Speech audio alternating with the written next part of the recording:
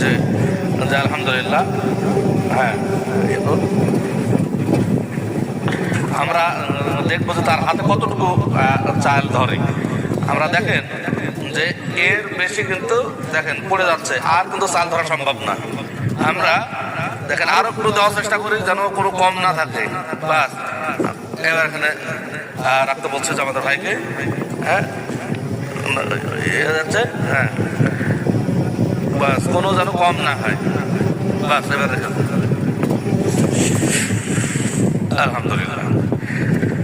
এবার আমরা একটাতে দেখলাম যে আমরা একটা এক মু দেখে এক মন, এটাতে আমরা দেখলাম যে 438, এক মন 438, তাহলে কি হচ্ছে 4 মন তুলতে হবে, দেওয়া হোক 4 মন।